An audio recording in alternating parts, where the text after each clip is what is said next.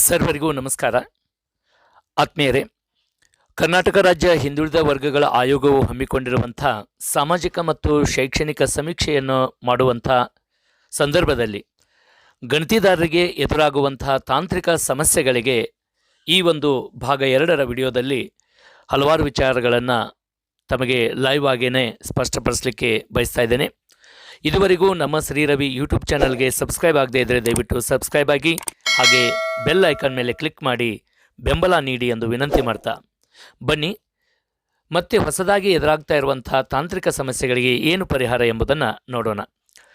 ಮೊದಲನೇದಾಗಿ, ಕೆಲವರ ಮೊಬೈಲ್ನಲ್ಲಿ ಹೊಸ APK ಇನ್ಸ್ಟಾಲ್ ಮಾಡುವ ಬದಲು ಮೊಬೈಲ್ ಅಪ್ಲಿಕೇಶನನ್ನು ನವೀಕರಿಸಲು ಯಾವುದೇ ಆಯ್ಕೆ ಇದೆಯೇ ಅಂತ ಕೇಳಿದ್ದಾರೆ.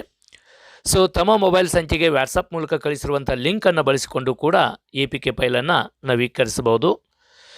ಇಲ್ಲಿ please enter the ID number error ಎಂದು ತೋರಿಸ್ತಾ ಇರುವಂಥ ಒಂದು ಏನಾದರೂ ಸಮಸ್ಯೆಗಳು ತಮಗೆ ಬಂದರೆ please enter the ID number ಅಂತ.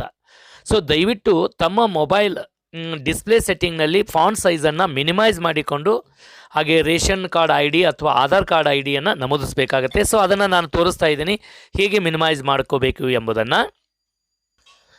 ತಮ್ಮ ಮೊಬೈಲ್ನಲ್ಲಿರುವಂತಹ ಸೆಟ್ಟಿಂಗ್ಗೆ ಹೋಗಿ ಇಲ್ಲಿ ಡಿಸ್ಪ್ಲೇ ಅಂತ ಬರುತ್ತೆ.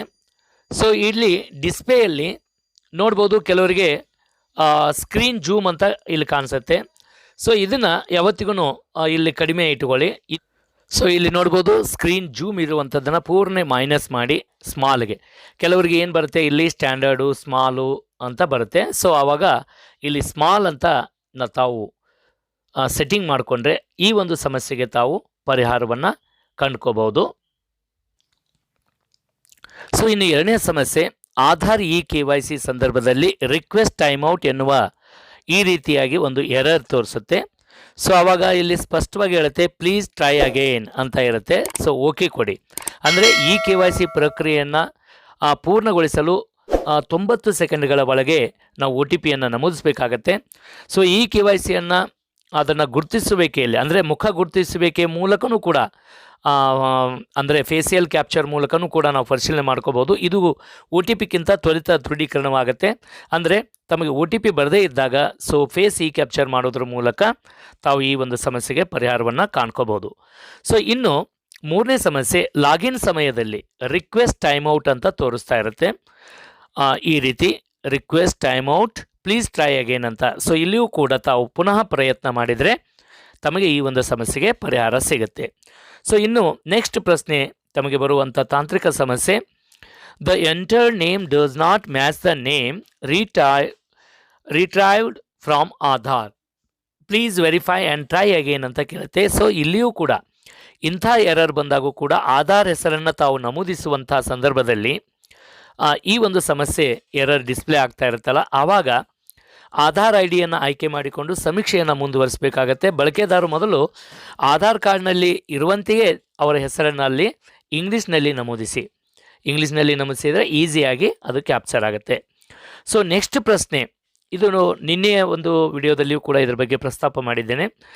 ಈ ರೀತಿ ಏನು ಇಶ್ಯೂ ಅಂದರೆ, ಕುಟುಂಬದ ಡೇಟಾಬೇಸ್ನಿಂದ ಪಡೆದಂಥ ವಯಸ್ಸು, ಅಂದರೆ ಇಲ್ಲಿ ಡೇಟಾ ಕ್ವಾಲಿಟಿ ಇಶ್ಯೂಸ್ ಅಂತ ಇಲ್ಲಿ ಎರರ್ ತೋರಿಸುತ್ತೆ.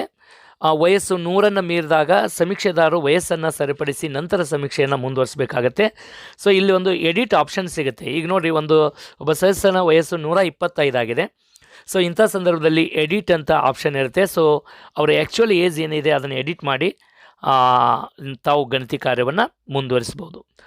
ನೆಕ್ಸ್ಟ್ ಒಂದು ತಾಂತ್ರಿಕ ಸಮಸ್ಯೆ ಅಂದರೆ, the enter name does not sufficiently match Aadhaar, please verify and try again ಅನ್ನುವಂಥದ್ದು ತೋರಿಸ್ತಾ ಇದೆ. ಅಂದರೆ ಇಲ್ಲಿ ನಾವು ಆಧಾರ್ನಲ್ಲಿರುವಂತೆಯೇ ನಮ್ಮ ಆ ಒಂದು ಕುಟುಂಬ ಸದಸ್ಯರ ಹೆಸರನ್ನು ಇಂಗ್ಲೀಷ್ನಲ್ಲಿ ಟೈಪ್ ಮಾಡಿದರೆ ಇಂಥ ಒಂದು ಎರರು ಬರೋದಿಲ್ಲ. ನೆಕ್ಸ್ಟು ಸಬ್ಮಿಷನ್ ಫೇಲ್ಡ್ ಅಂತ ಬರುತ್ತೆ.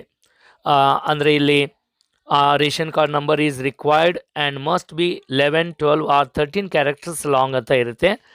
ಅಂದರೆ ತಾವು ರೇಷನ್ ಕಾರ್ಡ್ ಸಂಖ್ಯೆಯನ್ನು ಹಾಕುವಾಗ ಕರೆಕ್ಟಾಗಿ ಏನು ಅಲ್ಲಿ ರೇಷನ್ ಕಾರ್ಡ್ ನಂಬರ್ ಇದೆ ಅದನ್ನು ಸರಿಯಾಗಿದೆ ಇಲ್ಲೋ ಅನ್ನುವಂಥದ್ದನ್ನು ಮತ್ತೊಮ್ಮೆ ಪರಿಶೀಲಿಸಿ ಈ ಒಂದು ಸಮಸ್ಯೆಗೆ ತಾವು ಪರಿಹಾರವನ್ನು ಕಾಣ್ಕೋಬೋದು.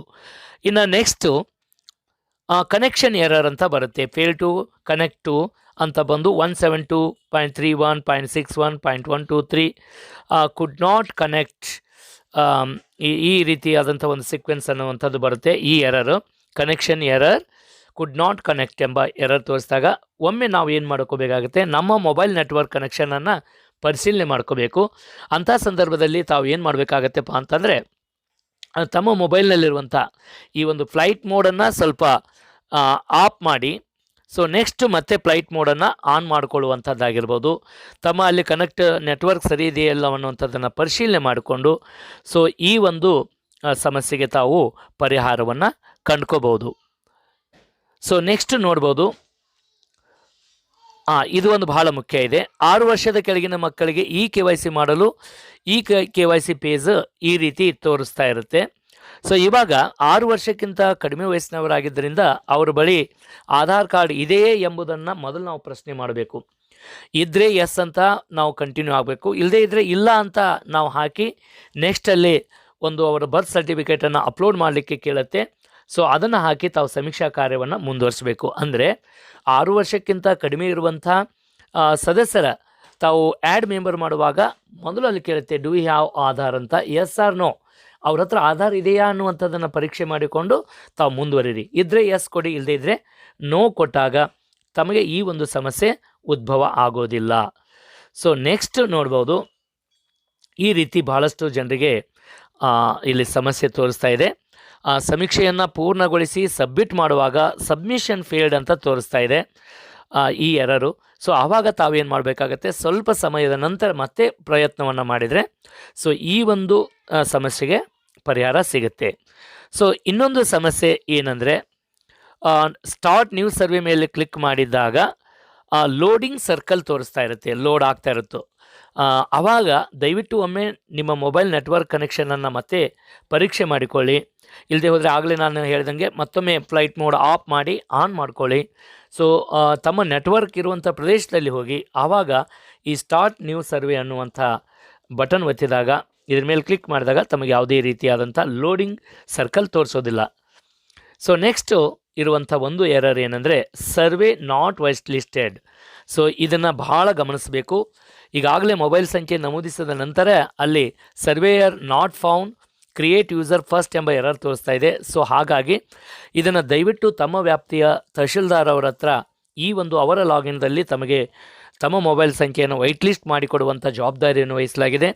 ದಯವಿಟ್ಟು ಯಾರಿಗೆ ಇನ್ನೂವರೆಗೂ ವೈಟ್ ಲಿಸ್ಟ್ ಅನ್ನುವಂಥದ್ದು ಇದು ಎರರ್ ತೋರಿಸ್ತಾ ಇದೆ, ದಯವಿಟ್ಟು ತಮ್ಮ ತಾಲೂಕಿನ ತಹಶೀಲ್ದಾರ್ ಅವರನ್ನು ಸಂಪರ್ಕಿಸಿ ತಮ್ಮ ಒಂದು ನಂಬರನ್ನು ವೈಟ್ ಲಿಸ್ಟ್ ಮಾಡಿಕೊಳ್ಳುವಂತೆ ಕ್ರಮ ಕೈಗೊಳ್ಳುವಂಥದ್ದು. ಸೊ ಇನ್ನೊಂದು ಎರರ್ ಬರ್ತಾ ಇದೆ, ಮಾಹಿತಿ ನೀಡುವ ಸದಸ್ಯರ ಮೊಬೈಲ್ ಸಂಖ್ಯೆಯನ್ನು ನಮೂದಿಸಿದಾಗ ಫೇಲ್ ಟು ಸೆಂಡ್ OTP ಅಂತ ಎರರ್ ಬಹುತೇಕರಿಗೆ ಬರ್ತಾ ಇದೆ. ಸೊ ಇಂಥ ಸಂದರ್ಭದಲ್ಲಿ ರೀಸೆಂಡ್ OTP ಬಟನ್ ಮೇಲೆ ಕ್ಲಿಕ್ ಮಾಡಿ, ಹಾಗೆ OTP ಬರುವವರೆಗೂ ಅದು ಒಂದು 90 ಸೆಕೆಂಡ್ಗಳ ಕಾಲ ಟೈಮ್ ತೊಗೊಳುತ್ತೆ, ಸ್ವಲ್ಪ ಪೇಷನ್ಸು ಬೇಕು, ವೇಟ್ ಮಾಡಿ. ಸೊ ಜೊತೆಗೆ ತಮ್ಮ ಮೊಬೈಲ್ ನೆಟ್ವರ್ಕನ್ನು ಒಮ್ಮೆ ಪರೀಕ್ಷೆ ಮಾಡಿಕೊಳ್ಳಿ. ಸೊ ಆವಾಗ ಈ ಒಂದು OTP ಸೆಂಡ್ ಎರರ್ಗೆ ಕೂಡ ನಮಗೆ ಪರಿಹಾರ ಸಿಗುತ್ತೆ. ಸೊ ಇನ್ನೊಂದು ಇಲ್ಲಿ ಬಹಳ ಮುಖ್ಯ ಇದೆ, duplicate local survey for ration card already exist locally, please resume it from dashboard instead of creating A new one ಅನ್ನುವಂಥ. ಸೊ ಈ ರೀತಿ ರೇಷನ್ ಕಾರ್ಡನ್ನು ನಮೂದಿಸಿದಾಗ ಡುಪ್ಲಿಕೇಟ್ ಲೋಕಲ್ ಅಂತ ಎರರ್ ತೋರಿಸಿದಾಗ ದಯವಿಟ್ಟು ಈಗಾಗಲೇ ಅದು ಡ್ರಾಪ್ನಲ್ಲಿ ಇರುತ್ತೆ ಅಪ್ಲಿಕೇಶನ್ನು. ಸೊ ಆ ಡ್ರಾಪ್ನಲ್ಲಿರುವಂಥ ಅಪ್ಲಿಕೇಶನ್ನ ತೆಗೆದುಕೊಂಡು ತಾವು ಮುಂದುವರಿಸಿದರೆ ಈ ಒಂದು ಸಮಸ್ಯೆ ಪರಿಹಾರ ಸಿಗುತ್ತೆ. So next no data found for the given criteria ಅಂತ ಕೊಡುತ್ತೆ. ಸೊ ಇಲ್ಲಿ ಓಕೆ ಕೊಟ್ಟು, ಅಂದರೆ ಈ ರೀತಿ no data for the given criteria ಎಂಬ ಎರರ್ ತೋರಿಸಿದಾಗ ದಯವಿಟ್ಟು ನಿಮ್ಮ ಒಂದು ಏನು ರೇಷನ್ ಕಾರ್ಡ್ ನಂಬರ್ ಹಾಕಿರ್ತೀರಲ್ಲ, ಸೊ ಆ ರೇಷನ್ ಕಾರ್ಡ್ ನಂಬರು ಸರಿಯಾಗಿದೆಯೋ ಇಲ್ಲವೋ ಎಂಬುದನ್ನು ಪರಿಶೀಲಿಸಿ ಮುಂದುವರೆದರೆ ಈ ಒಂದು ಸಮಸ್ಯೆಗೆ ಪರಿಹಾರ ಸಿಗುತ್ತೆ. ಸೊ ಇಲ್ಲೊಂದು ನೋಡ್ಬೋದು, ಗ್ರಾಮ ಅಥವಾ ಪಟ್ಟಣ ಅಥವಾ ನಗರದ ಹೆಸರು ಸೆಲೆಕ್ಟ್ ಮಾಡಿದ ನಂತರ ದ ಫೇಲ್ಡ್ ಈಸ್ ರಿಕ್ವೈರ್ಡ್ ಎಂಬ ಎರರ್ ತೋರಿಸ್ತಾ ಇದೆ. ಸೊ ಈ ರೀತಿ ಏನಾದರೂ ತಮಗೆ ಸಮಸ್ಯೆಗಳು ಬಂದರೆ ಇವು ಆಟೋ ಪೆಚ್ ಆಗಿರುತ್ತೆ. ಒಂದು ವೇಳೆ ಏನಾದರೂ ಸಮಸ್ಯೆಗಳು ಬಂದರೆ ತಮ್ಮ ಜಿಲ್ಲೆಯಲ್ಲಿರುವಂಥ DPMಗಳನ್ನು ಸಂಪರ್ಕ ಮಾಡಿ ಈ ಒಂದು ಸಮಸ್ಯೆಗೆ ಪರಿಹಾರವನ್ನು ಕಂಡ್ಕೋಬೋದು. ಸೊ ಇನ್ನು ಒಂದೇ ಮನೆಗೆ ಹಲವಾರು UHID ಸಂಖ್ಯೆಗಳಿದ್ದರೆ ಏನು ಮಾಡುವಂಥದ್ದು? ಸೊ ಒಂದೊಂದು UHID ಸಂಖ್ಯೆಯನ್ನು ಒಂದೊಂದು ಮನೆಗೆ ಬಳಕೆ ಮಾಡಿಕೊಂಡು ಸರ್ವೆಯನ್ನು ಮಾಡಬೇಕಾಗತ್ತೆ. ಯಾಕೆಂದರೆ ಇಲ್ಲಿ ನೋಡ್ಬೋದು, ಇಲ್ಲಿ ಹಲವಾರು UHID ಹಚ್ಚಿದ್ದಾರೆ ಅಂದರೆ ಅಲ್ಲಿ ಅಷ್ಟು ಗೃಹೋಪಯೋಗಿ ಮೀಟರ್ಗಳನ್ನು ಬಳಸ್ತಾ ಇದ್ದಾರೆ ಅನ್ನುವಂಥದ್ದನ್ನು ನಾವು ಖಾತ್ರಿ ಮಾಡ್ಕೋಬೇಕು. ಸೊ ಪ್ರತಿಯೊಂದು ಮನೆಯಲ್ಲಿ ಇರುವಂಥ ಸದಸ್ಯರನ್ನು ತಾವು ಆ ಒಂದು UHID ಹಾಕಿ ತಾವು ಸರ್ವೆಯನ್ನು ಮಾಡಬೇಕು. ಒಂದು ವೇಳೆ ಹಾಕಿರುವಂಥ UHIDಯಲ್ಲಿ ಯಾರೂ ವಾಸ ಇರದೇ ಇದ್ದರೆ ಖಾಲಿ ಮನೆ ಅಂತ ಒಂದು ಏನು ನಿಮಗೆ ಈಗ ಆಲ್ರೆಡಿ ದೃಢೀಕರಣ ಪತ್ರವನ್ನು ಕೊಡಲಾಗಿದೆ, ಅದರಲ್ಲಿ ತಾವು ಆ ದೃಢೀಕರಣ ಮಾಡಿಕೊಂಡು ತಮ್ಮ ಮೇಲ್ವಿಚಾರಕರ ಗಮನಕ್ಕೆ ತಂದರೆ ಈ ಒಂದು ಸಮಸ್ಯೆಗೆ ಪರಿಹಾರ ಸಿಗುತ್ತೆ. ಸೊ ನೆಕ್ಸ್ಟ್ ಇಲ್ಲಿ ಗಮನಿಸ್ಬೋದು ಸಬ್ಮಿಷನ್ ಫೇಲ್ಡ್ ಅಂತ. ಸೊ ಇಲ್ಲಿ this ration card already completed ಅಂತ ತೋರಿಸ್ತಾ ಇದೆ. ಸೊ ಇಂಥ ಸಂದರ್ಭದಲ್ಲಿ ಈ ವ್ಯಕ್ತಿಯ ಸರ್ವೆ ಈಗಾಗಲೇ ಪೂರ್ಣಗೊಂಡಿರುತ್ತದೆ ಅನ್ನುವಂಥದ್ದನ್ನು ನಾವು ಖಾತ್ರಿಪಡಿಸ್ಕೋಬೇಕು. ಸೊ ಇದು ಈಗ ಭಾಳಷ್ಟು ಇವತ್ತೂ ಕೂಡ ಈ ಪ್ರಶ್ನೆಗೆ ಕೇಳ್ತಾ ಇದ್ದಾರೆ. ಸೊ ಆವಾಗ ತಾವೇನು ಮಾಡಬೇಕು, ಓಕೆ ಅಂತ ಕೊಟ್ಟು ನೆಕ್ಸ್ಟ್ ಮನೆಗೆ ಸರ್ವೆಗೆ ಹೋಗಿಬಿಡಬೇಕು. ಸೊ ಈ ರೀತಿ ಏನಾದರೂ submission failed this person ration card already completed ಅಂದರೆ ಸೊ ಈಗ ಆಲ್ರೆಡಿ ಅದು ಏನು ಗಣತಿ ಕಾರ್ಯ ಸಮೀಕ್ಷೆಯಲ್ಲಿ ಒಳಪಟ್ಟಿದೆ. ಸೊ ಹಾಗಾಗಿ ತಾವು ಓಕೆ ಕೊಟ್ಟು ನೆಕ್ಸ್ಟ್ ಮನೆಗೆ ತಾವು ಗಣತಿ ಮಾಡಲಿಕ್ಕೆ ಹೋಗ್ಬೋದು. ಸೊ ಇನ್ನೊಂದು ಎರರ್ ಇದೆ, OTP ವ್ಯಾಲಿಡೇಷನ್ ಫೇಲ್ಡ್ ಅನ್ನುವಂಥದ್ದು. ಸೊ ಲಾಗಿನ್ ಪೇಜ್ನಲ್ಲಿ ನಮೂದಿಸಿದಾಗ OTP ವ್ಯಾಲಿಡೇಷನ್ ಫೇಲ್ಡ್ ಅಂತ ಎರರ್ ತೋರಿಸಿದರೆ ದಯವಿಟ್ಟು ನಿಮ್ಮ ಮೊಬೈಲ್ ಸಂಖ್ಯೆಗೆ ಈಗಾಗಲೇ ಕಳಿಸಿಕೊಟ್ಟಿರುವಂಥ MPIN ಸರಿಯಾಗಿ ನಮೂದಿಸಿ ಹಾಗೂ ಮತ್ತೆ ಪರಿಶೀಲನೆ ಮಾಡಿದರೆ ಸೊ ಇಲ್ಲಿ ಈ ಒಂದು ಸಮಸ್ಯೆಗೂ ಕೂಡ ಪರಿಹಾರ ಸಿಗುತ್ತೆ. ಅಂದರೆ MPIN ಹಾಕುವಾಗ ಈ ರೀತಿ ಬಂದರೆ, ಅಂದರೆ ಲಾಗಿನ್ ಆಗುವಂಥ ಸಂದರ್ಭದಲ್ಲಿ ತಮಗೆ ಕೊಟ್ಟಿರುವಂಥ MPIN ಹಾಕುವಾಗ ಈ ರೀತಿ ಬಂದರೆ ಇನ್ನೊಮ್ಮೆ ತಮ್ಮ MPIN ಪರಿಶೀಲನೆ ಮಾಡ್ಕೋಬೇಕು. ಸೊ ನೆಕ್ಸ್ಟು UHID ಪಟ್ಟಿಯಲ್ಲಿ ಯಾವುದೇ UHID ಸಂಖ್ಯೆಗಳು ಜನ್ರೇಟ್ ಇರೋದಿಲ್ಲ. ಸೊ ಅಂಥ ಸಂದರ್ಭದಾಗ ದಯವಿಟ್ಟು ನೋ UHID ಹಾಕಿ ಆಯ್ಕೆ ಮಾಡಿಕೊಂಡು ಜನರೇಟ್ ಬಟನ್ ಕ್ಲಿಕ್ ಮಾಡಿ ಹೊಸ UHID ಸಂಖ್ಯೆ ಜನರೇಟ್ ಆಗುತ್ತೆ. ನಂತರ ಸರ್ವೆಯನ್ನು ಪ್ರಾರಂಭಿಸ್ಬೋದು. ಸೊ ಈಗ ಆಲ್ರೆಡಿ ಎಲ್ಲ ಲಾಗಿನ್ನಲ್ಲಿಯೂ ಕೂಡ UHID ಡಿಸ್ಪ್ಲೇ ಆಗ್ತಾ ಇದ್ದಾವೆ. ಒಂದು ವೇಳೆ ಡಿಸ್ಪ್ಲೇ ಆಗದೇ ಇದ್ದರೆ ದಯವಿಟ್ಟು ನೋ UHID ಆಯ್ಕೆ ಮಾಡಿಕೊಂಡು ಜನರೇಟ್ ಬಟನ್ ಮೇಲೆ ಕ್ಲಿಕ್ ಮಾಡಿದಾಗ ನಮಗೆ ಹೊಸ UHID ಅಲ್ಲಿ ಸಂಖ್ಯೆ ಸಿಗುತ್ತೆ. ನಂತರ ತಮ್ಮ ಸರ್ವೆ ಕಾರ್ಯವನ್ನು ಮುಂದುವರಿಸ್ಬೋದು. ಸೊ ಇನ್ನೊಂದು ಸಮಸ್ಯೆ ಇದೆ, ಇಲ್ಲಿ ನೋಡ್ಬೋದು ಲಿಂಕ್ ಮೂಲಕ APKಯನ್ನು ಡೌನ್ಲೋಡ್ ಮಾಡುವ ಸಮಯದಲ್ಲಿ ಈ ಎರರ್ ಪೇಜ್ ಡಿಸ್ಪ್ಲೇ ಆಗ್ತಾ ಇರುತ್ತೆ ಕೆಲವರಿಗೆ ನೋಡ್ಬೋದು. ಸೊ ಇಂಥ ಸಂದರ್ಭದಲ್ಲಿ ದಯವಿಟ್ಟು ತಮ್ಮ ಜಿಲ್ಲೆಯ DPMನ ಸಂಪರ್ಕ ಮಾಡಬೇಕು. ಹೊಸ ಅಥವಾ ಅಪ್ಡೇಟೆಡ್ APK ಲಿಂಕನ್ನು ಅವರಿಂದ ಸ್ವೀಕಾರ ಮಾಡಬೇಕಾಗತ್ತೆ. ಇಂಥ ಏನಾದರೂ ತಮ್ಮ ಮೊಬೈಲ್ ಸೆಟ್ಟಿಂಗಲ್ಲಿ ಪ್ರಾಬ್ಲಮ್ ಇದ್ದರೂ ಕೂಡ ಕೆಲವರಿಗೆ ಈ APK ಫೈಲು ಡೌನ್ಲೋಡ್ ಆಗೋದು ಅಥವಾ ಲಾಗಿನ್ ಆಗಲಿಕ್ಕೆ ಸಮಸ್ಯೆ ಇರುತ್ತೆ. ಅಂತಹ ಸಂದರ್ಭದಲ್ಲಿ ನೀವು ನೇರವಾಗಿ ತಮ್ಮ ಜಿಲ್ಲೆಯ DPMಗಳನ್ನು ಸಂಪರ್ಕ ಮಾಡಿದರೆ ಇದಕ್ಕೆ ಪರಿಹಾರ ಸಿಗುತ್ತೆ. ಒಟ್ಟಾರೆ ತಮ್ಮ ಎಲ್ಲ ಸಮಸ್ಯೆಗಳಿಗೂ ಕೂಡ ಏನು ನಮ್ಮ ಕರ್ನಾಟಕ ರಾಜ್ಯ ಹಿಂದುಳಿದ ವರ್ಗಗಳ ಆಯೋಗ ಮತ್ತು ಕರ್ನಾಟಕ ರಾಜ್ಯ ಹಿಂದುಳಿದ ವರ್ಗಗಳ ಕಲ್ಯಾಣ ಇಲಾಖೆಯು ಸಾಕಷ್ಟು ಇದರ ಬಗ್ಗೆ ಕ್ಲಾರಿಫಿಕೇಷನ್ ಕೊಡ್ತಾ ಇದೆ. ಸೊ ತಮ್ಮ ಒಂದು ಏನು ಜಿಲ್ಲೆಯ ಮಾಸ್ಟರ್ ಟ್ರೈನರ್ಸ್ ಇದ್ದಾರೆ, ಅವರನ್ನು ಸಂಪರ್ಕ ಮಾಡಿ ಅಥವಾ ತಮ್ಮ ಜಿಲ್ಲೆಯ DPMಗಳನ್ನು ಸಂಪರ್ಕ ಮಾಡಿ ಇದಕ್ಕೂ ಮಿಗಿಲಾಗಿ ತಮಗೆ ಅಲ್ಲಿ ಯಾವುದೇ ಸಮಸ್ಯೆ ಇರದೇ ಇದ್ದರೂ ಪರಿಹಾರ ಆಗದೇ ಇದ್ದರೂ ಕೂಡ ಇಲ್ಲಿ 8050770004 ಅನ್ನುವಂಥ ಒಂದು ಹೆಲ್ಪ್ಲೈನ್ ನಂಬರ್ ಇದೆ. ಸೊ ಅಲ್ಲಿಯೂ ಕೂಡ ತಮ್ಮ ಒಂದು ಸಮಸ್ಯೆಯನ್ನು ನೇರವಾಗಿ ಮಾತಾಡಿ ಬಗೆಹರಿಸ್ಕೊಳ್ಬೋದು. ಸೊ ಮತ್ತಷ್ಟು ಏನಾದರೂ ತಮಗೆ ತಾಂತ್ರಿಕ ಸಮಸ್ಯೆಗಳಾದರೆ ನಮಗೆ ಕಮೆಂಟ್ ಬಾಕ್ಸಲ್ಲಿ ಹಾಕಿ. ಸೊ ಅದಕ್ಕೆ ಸಂಬಂಧಪಟ್ಟಂಥ ವಿಚಾರವನ್ನು ಲೈವ್ ಆಗಿ ಇಲ್ಲಿ ಹೇಳಲಿಕ್ಕೆ ನಾವು ಪ್ರಯತ್ನ ಪಡ್ತಾ ಇದ್ದೀವಿ.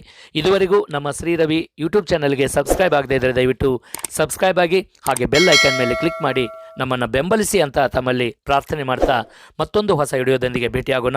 ಎಲ್ಲರಿಗೂ ನಮಸ್ಕಾರಗಳು.